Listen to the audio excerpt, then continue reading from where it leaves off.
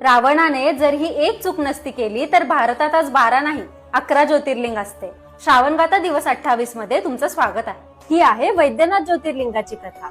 रावणाला वाटलं की जर महादेव स्वतः त्याच्या लंकेत राहत असतील तर तो अजून अनंत आणि शक्तिशाली होईल। त्याने आपली 9 शिरं एक एक करून हवन कुंडात अर्पण केली। रावण शेवटचं शिर कापण्याचा प्रयत्न करत होता, त्याच वेळी भगवान शंकर प्रकट झाले। त्याच्या भक्तीने प्रसन्न होऊन त्यांनी रावणाला एक दिव्य ज्योतिर्लिंग दिलं, पण एक अट होती, ज्योतिर्लिंग ज्या ठिकाणी ठेवलं जाईल ते त्याच ठिकाणी स्थिर होईल।